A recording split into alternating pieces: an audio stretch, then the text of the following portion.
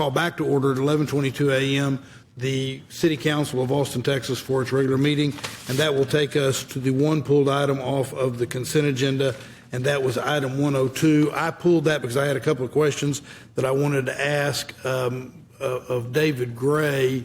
And Councilmember, it's your item. I'll let you, if you want to say anything. Otherwise, I just go to the person that pulled it, and that'd be me. Yep. So just to kind of lay this one out for the conversation we're going to have, this item is kind of a follow-on with some clarification from the budget process. Many of these things would have been things we would have done during the budget process, but they were either taken from an amendment and made into an IFC, and it was too late to file an IFC, or just kind of some clarification that had to be done. So there are a couple elements to this, and that's kind of why it seems kind of disparate in some of the subjects here. One of them is around the discussion we had around a non-sworn public safety response, and looking, asking the manager to identify what kind of are those roles that we could utilize non-sworn personnel, hopefully to help manage our public safety costs in the future and provide better public safety service for the community. Another element here is a clarification around some of the bond planning money that we had passed, just reconciling it and making it consistent with a prior resolution passed by the council. But then the last piece is something that I know we have discussed a lot, and is very important to not only myself, but I know many on this dais, and that is around addressing homelessness, specifically our youth population. You know, we have seen an explosion, unfortunately, in this population, over 4 times growth in the past 4 to 5 years. And so this resolution is seeking to ensure that the proportionate amount of the youth within our homeless population, which is around 15%, that when David is administering these programs, that that population is getting a proportionate amount of those resources to address the need. We had started this with a hard, you must have 15%, worked a lot with our director to come up with language that is more workable, gives them a little more flexibility, and making that a target instead of a hard number, and just recognizing that this population is one that we want to ensure is served with the resources that we have put into our homeless response system. So that is an overview, and then certainly pass it off to the puller of the item. Great, thank you. Mr. Gray, and I know we've gone through several versions, but I want to ask a couple of questions. One is, what investments were made in addressing youth homelessness in the most recent budget, and what investments do you have planned? I mean, I know today, for example, we just voted today and had the CEO of LifeWorks testify in favor of one of the items that was on the consent agenda. Talk a little bit about this, because one of the things, and members, I'll just say a couple things. One is, the reason I pulled this is, first of all, I must admit I'm very uncomfortable with a policy of us going through a budget process, a lengthy budget process, a detailed budget process, and then literally at the very next meeting of the council, we're taking up budget items again, many of which were items that were part of the budget process. We utilized that budget process, I thought, really well to actually get to kind of consensus on where we wanted on the budget. And then first, right out of the box, we're looking at items again. The second part of that, though, that bothers me is that a key part of that was a key part of the budget, and a key part of what led to us voting to go above the 3.5% voter approval rate was related to homelessness. And that was a key part of our discussions. And we are making such great progress, in part, I think, because we now have a homeless strategy office. We now have a plan that homeless strategy officer is putting into play. It's a systemic plan, and not one that breaks out different groups in the way that I worry this resolution does, and that's why I pulled this. I want to ask some questions about that. So, Mr. Gray, if you'd answer that first question, I'd appreciate that. Thank you. Good morning, Mr. Mayor and Council. David Gray, Homeless Strategy Officer for the City of Austin. When I look at our homeless contracts across the board, ARPA, General Fund, et cetera, for LifeWorks specifically, since we've been in office, we funded $6.3 million worth of services specifically with LifeWorks for youth and young adults experiencing homelessness. And that covers a broad array of investments from shelter to street outreach to rapid rehousing. Most recently, our office had a working group around foster youth homelessness and youth homelessness that we co-chaired with LifeWorks, and that work group included representation from the state of Texas, the city, the county, and other community providers. And that the work of that working group is informing a lot of what's in the HSO plan as it relates to youth specifically. And so as we look to the year ahead, investments that are top of mind for us are continuing investments in youth shelter, like the item that we brought today, service dollars for federal vouchers, housing vouchers for youth that help youth stabilize after foster care and ultimately achieve self-sustainability. And then I know we're also in conversations with LifeWorks and the county around some new permanent supportive housing that's coming online that LifeWorks would manage as well. So youth is a priority for us. That's where the data shows that we want to be able to prioritize as we move forward. I think that being said, as we make investments in youth homelessness and we start to see a decrease there, it's important that we're also responsive to other subpopulations experiencing homelessness, like our veterans and like our seniors who are also beginning to become homeless at faster rates. And I guess that is part of what bothers me about this item is that you have a systemic plan where you're meeting the needs, you're working through the plan that we all just worked very hard to make sure was fully funded, if you remember, was the language of the budget process. What happens even if it mandates a target? And what this does is even the new language says in carrying out a prioritization, it directs priority funding for addressing youth homelessness. And then it says in carrying out such prioritization, the manager shall target 15% to that as what this refers to. I mean, it would be us adopting this as a representative proportion of youth experiencing homelessness at 15%. Although I don't remember us ever having any discussions about what those percentages are. But I'm looking at the person we count on to be the expert.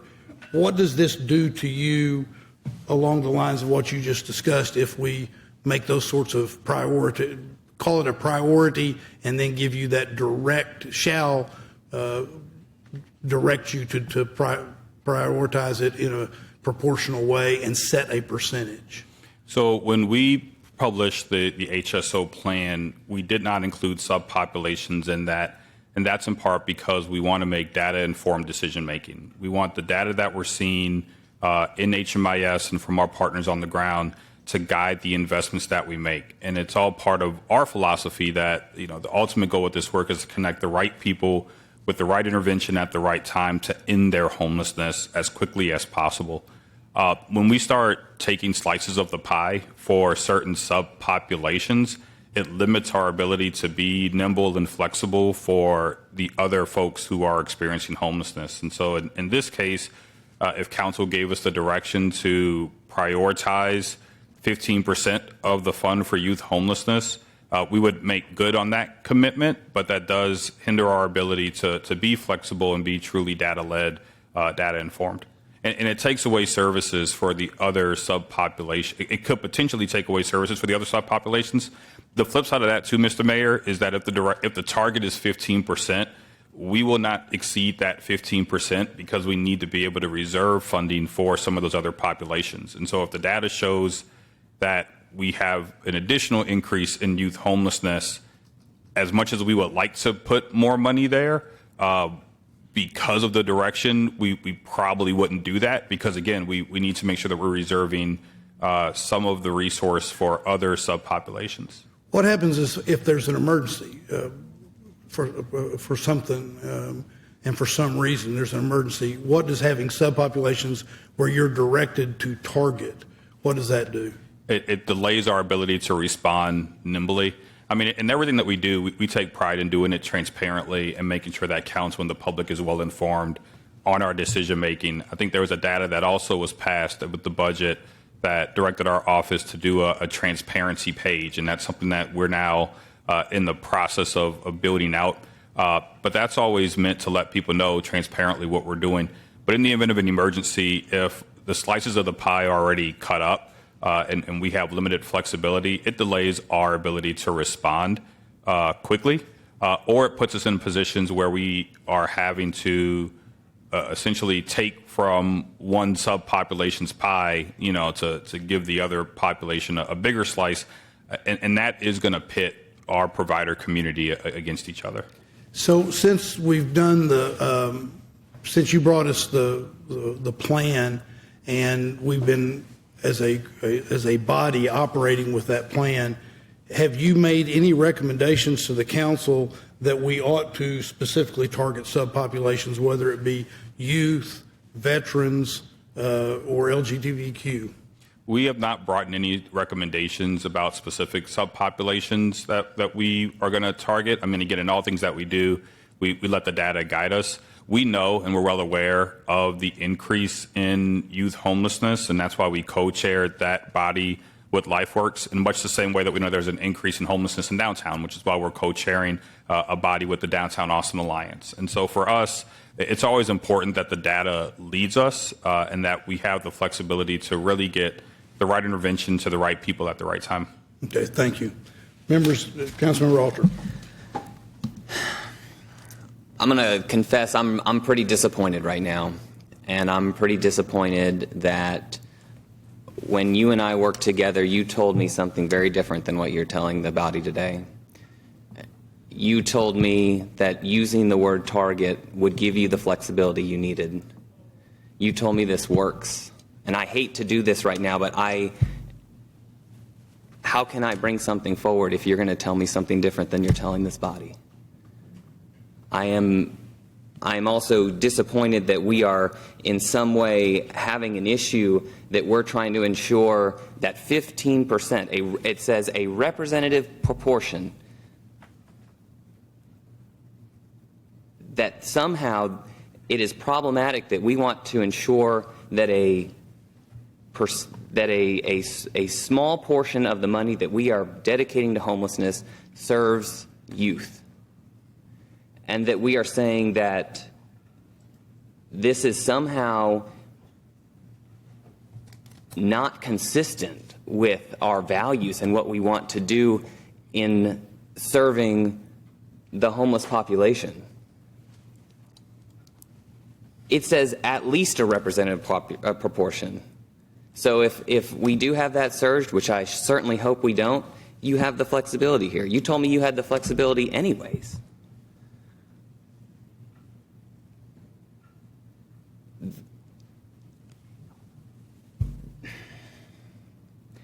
There are elements in here, and I appreciate that they were brought by Councilmember Lane about ensuring that we serve veterans. There are pieces in here by the Mayor Pro Tem ensuring that we serve our LGBTQ community. These are policy decisions, and I'm not surprised that it wasn't in the plan because that's a policy decision. You even mentioned that months ago when we had the discussion about the plan. A policy decision is for the council to make. And that's what we're doing today. We're not saying that this group should be prioritized disproportionately, that they should be served to the exclusion of others. We're saying that for the representative proportion that they represent in the homeless system, we're going to ensure that they're served. And we're going to ensure that we don't see another 4 times growth in this population over the next 4 years. and that is somehow troubling or disappointing,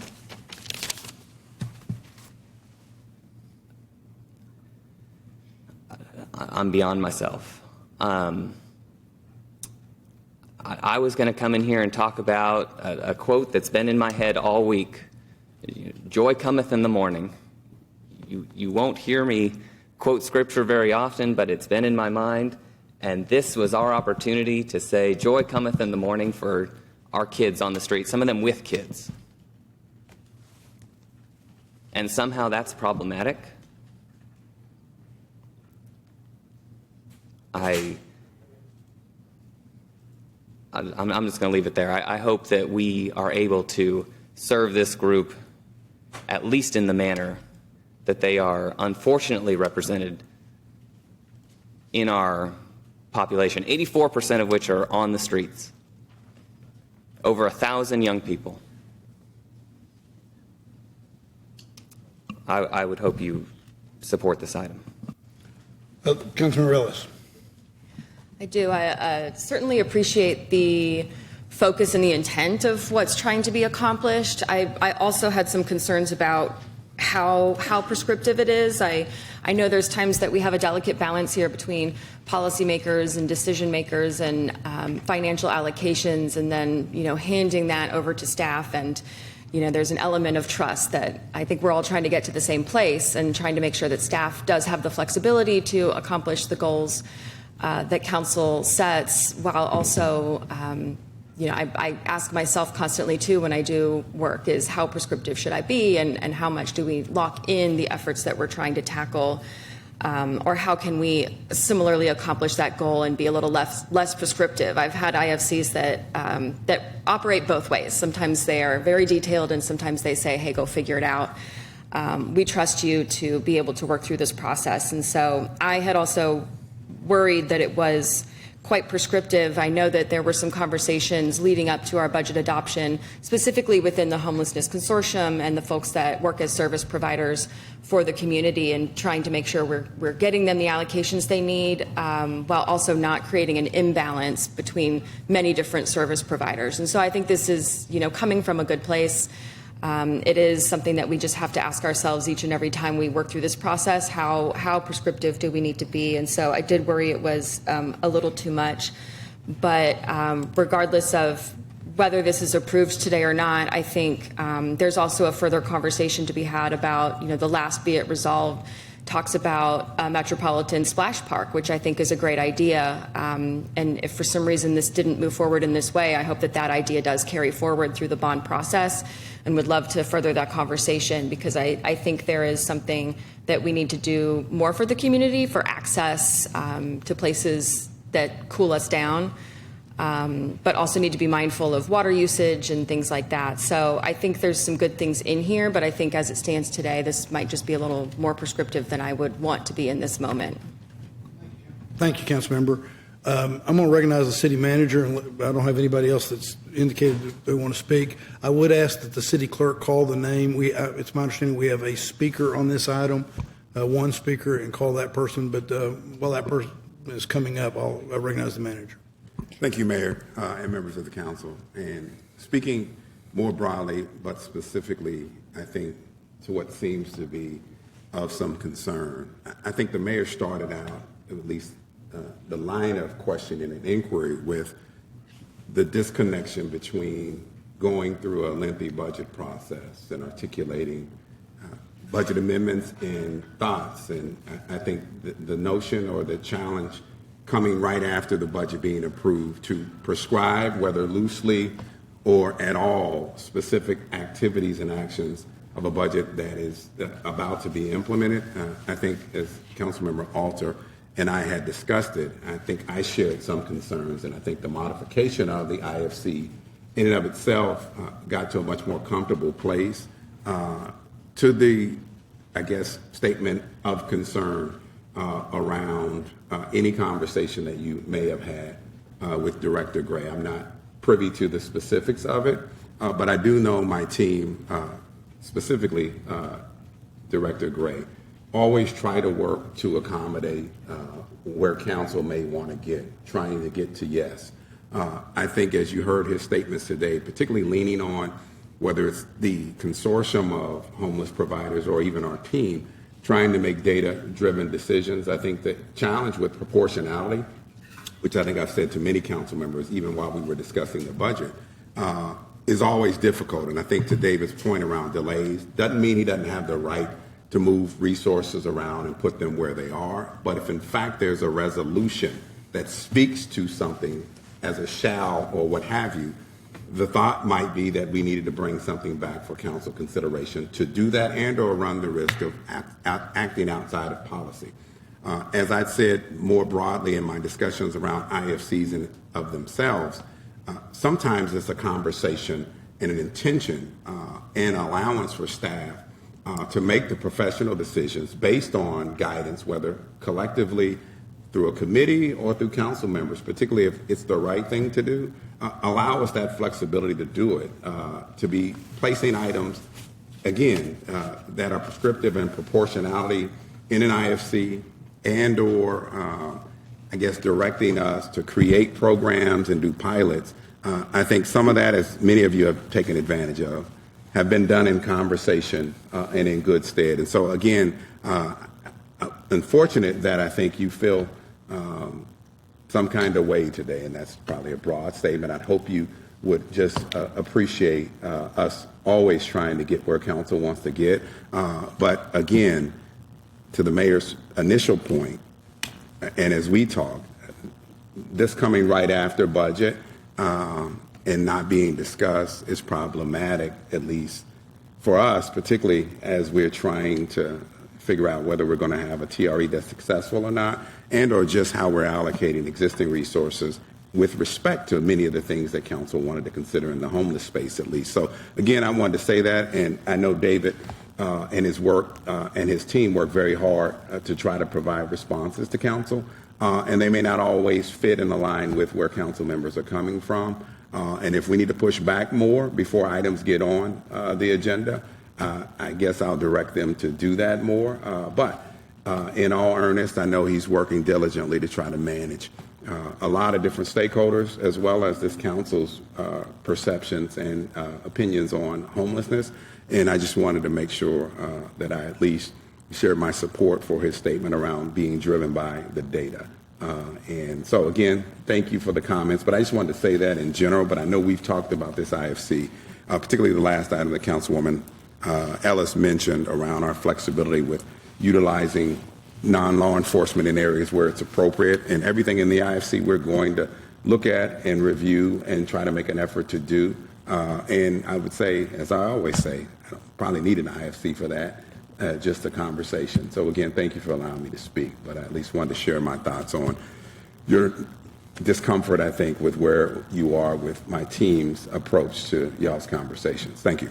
Councilmember Alter, and then we'll have call the name of the person in the public and ask them to come forward.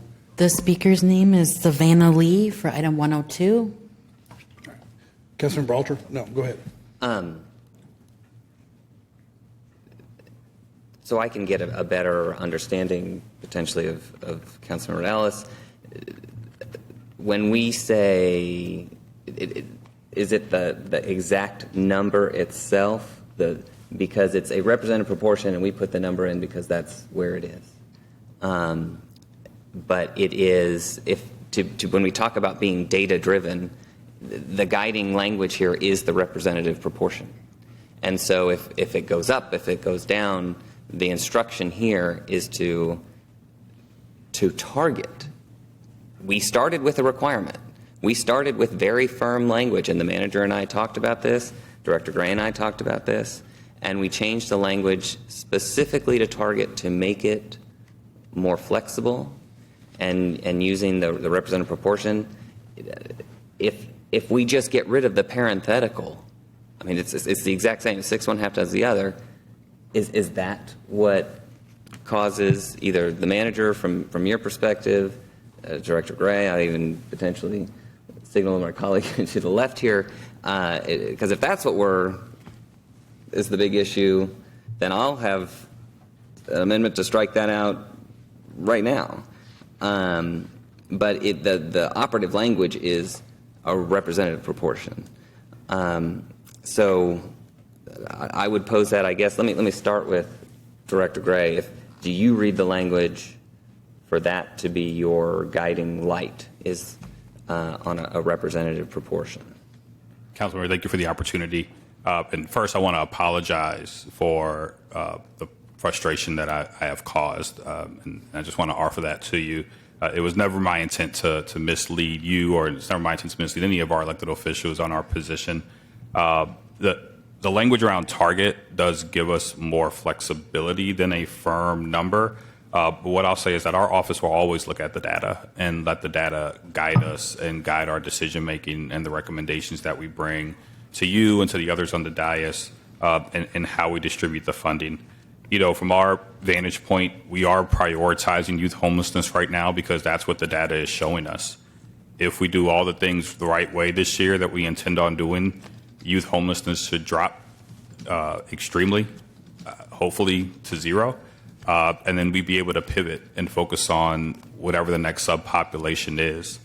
The language to prioritize youth homelessness means that is the guiding direction that we'll take with us in perpetuity. And so even if youth homelessness drops, even without a specific target, from our vantage point, it still handicaps our ability to pivot.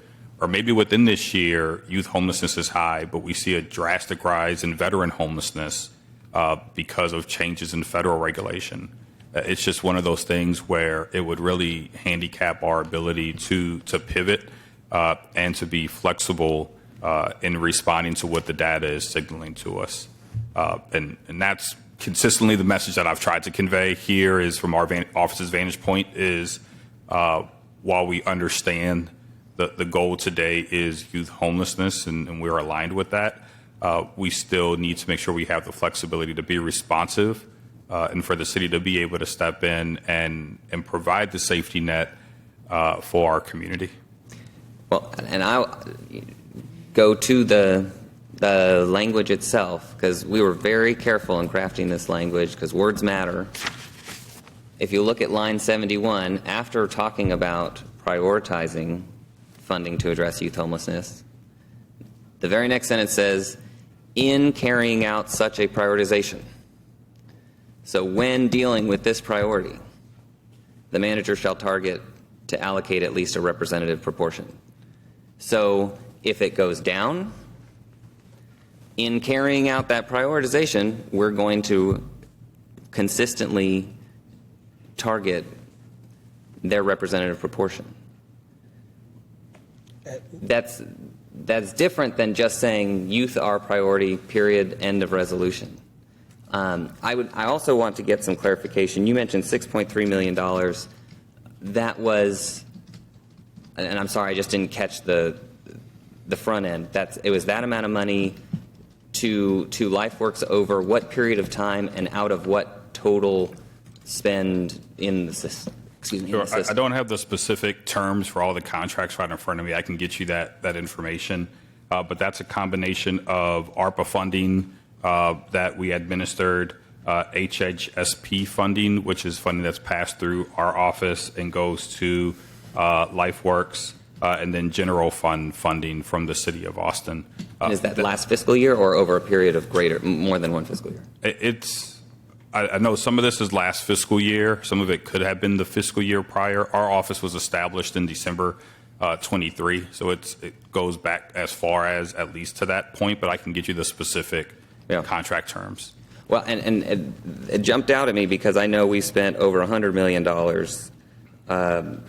ARPA alone was $100 million. We added general fund to that, and so to say $6.3 million, clearly we're not giving the proportionate. Sorry, Councilman, if I may clarify just real quick, that's only our funding to LifeWorks. We also have our Women and Children's Shelter, which serves youth. We have other programs that serve youth and young adults. So that 6.3 just represents the LifeWorks investment, but that should not be considered our full investment for youth and foster youth.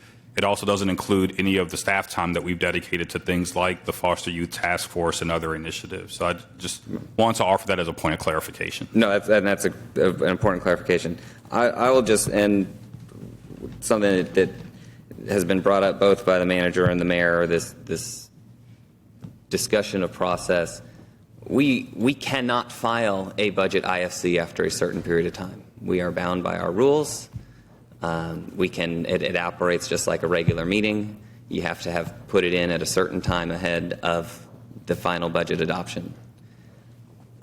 I took amendments that cost real money, and I worked with my subquorum to not offer them as amendments, not push for those additional expenditures, recognizing that there were priorities of the body, and instead said, how about we follow it up with direction just like we had during the process. There were IFCs just like this during the process that guided money for the budget that has yet to be enacted.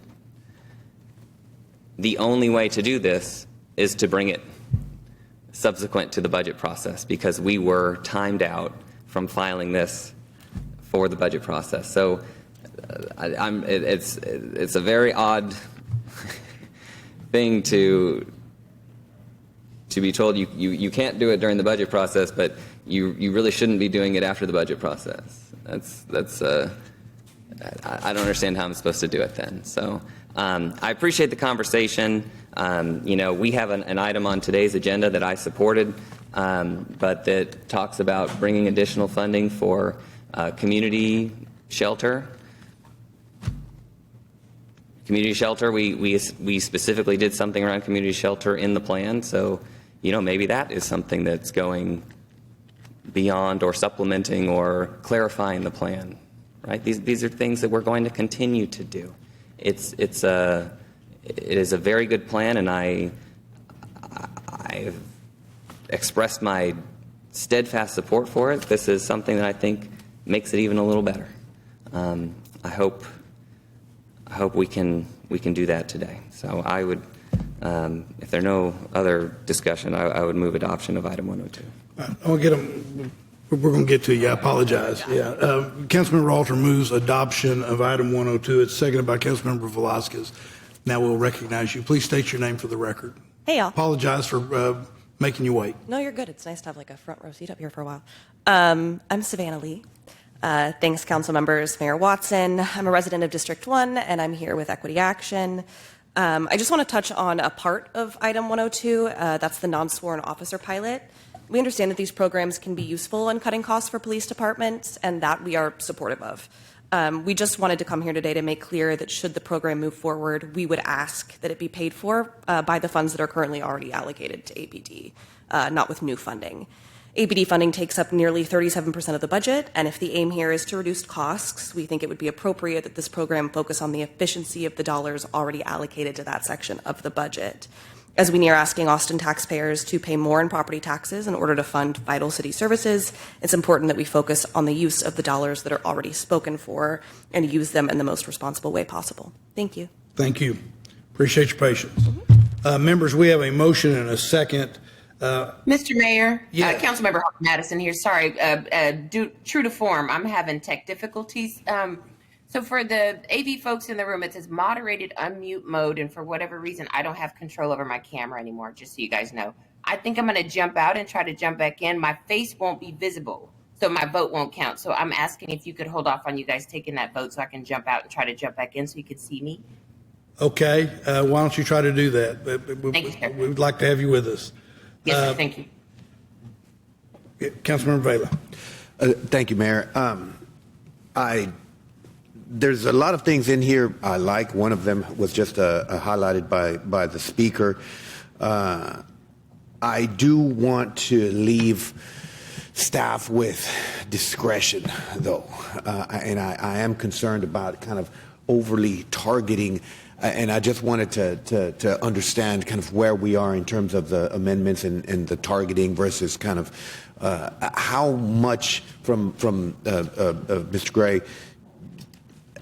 how do you feel about the discretion in here? Because again, this is a dynamic environment. I mean, it's not just homelessness in particular, but it could be transportation, it could be different areas where a lot of times departments have to react to what's happening at the time and in the circumstances, and that may differ from the plan that you put out. There's that old saying about boxing that you go into the fight with a plan and then you get punched in the mouth and the plan changes dramatically. How do you feel about, again, more kind of guidance goals versus kind of hard limits? Thank you, Council Member. Sorry, can you hear me? Oh, there we go. Yeah, I got you. Thank you, Councilmember. And I'll start by acknowledging that our team gets punched in the mouth a lot and plans change, but this does not feel like a punch in the mouth session right now for us.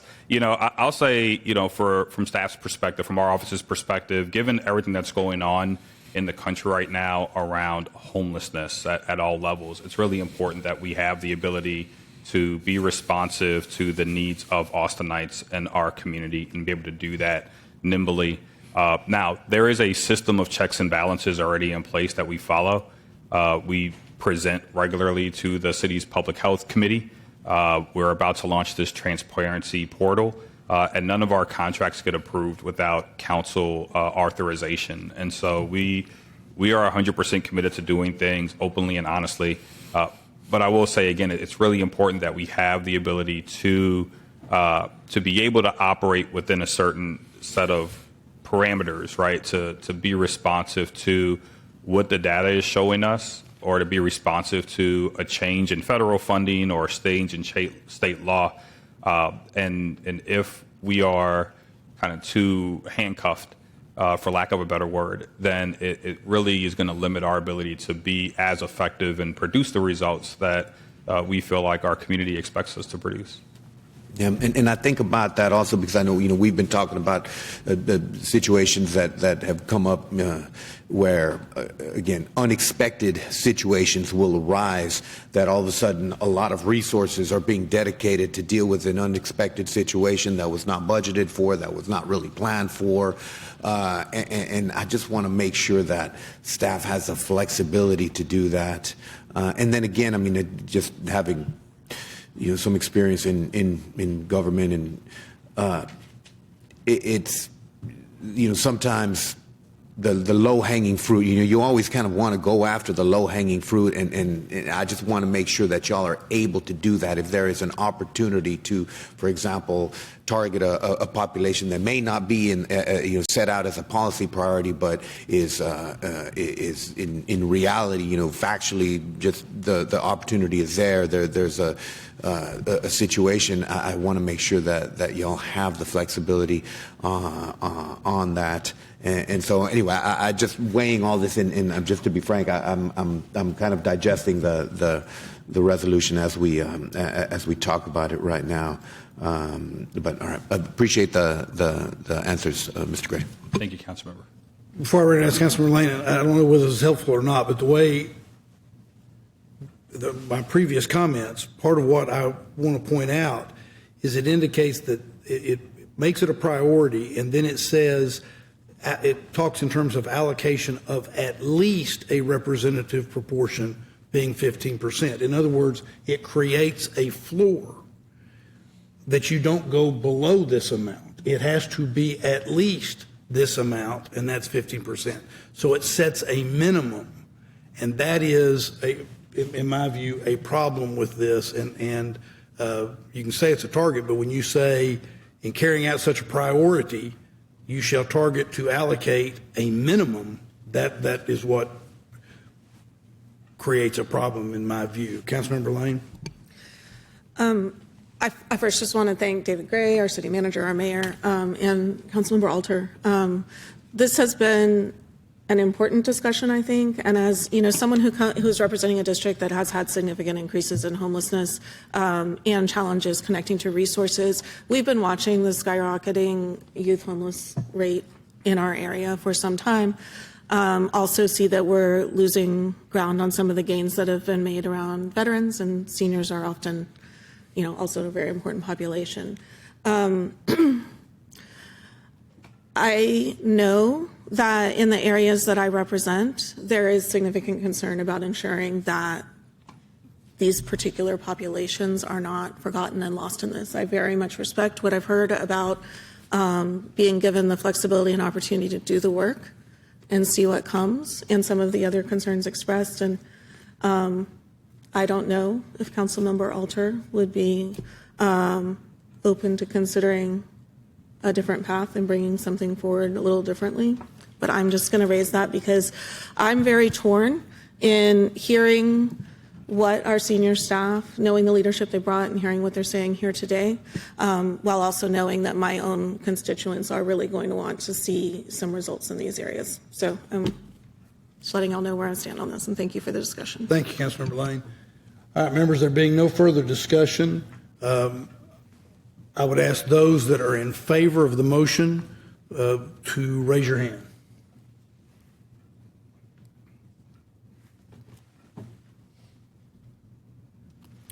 Those opposed, raise your hand.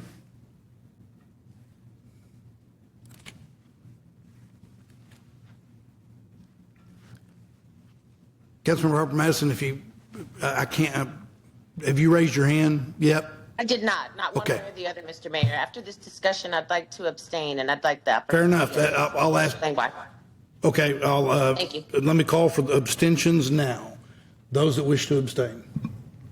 I'll go with abstain. Okay. Any other, all right. Councilmember Harper Madison, well, let me call the vote, and then I'll call on you to state your vote. Those voting in favor are Councilmembers Alter, Velasquez, the Mayor Pro Tem, Siegel, and Lane. Those are 5 in favor. Those voting no are Councilmembers Duchin and Vela and the Mayor. And those abstaining are Councilmember Ellis and Councilmember Harper Madison, and Councilmember Kadri is absent, so the motion fails. Councilmember Harper Madison, I'll recognize you so you can speak to your abstention. Thank you, Mr. Mayor. I'd like to just, it was so many parts, so I tried to narrow it down to 3 parts that I wanted to address. Number 1, I wanted to address Director Gray. While I appreciate you always being such a team player, you recognizing that we're all always wearing the same jersey. And I'm certain that Councilmember Alter appreciates your apology. I would just like to take the opportunity to speak for myself, and my hope is most of the body, you don't owe us any apologies. We recognize what you're up against and what you're trying to accomplish. I do very much appreciate that you didn't see this exchange as a kick in the teeth, because it never is. So we're all just trying to do our best. So thank you for your grace. I appreciate that. Number 2, Mr. Mayor, I wanted to highlight your concern about the continuation of the budget discussion past the budget discussion, if for no other reason. In my time as a city council member, so many of the things that I would have otherwise brought for budget discussion, I spent a lot of time with my staff and city staff coming up with another solution, a creative way to address it.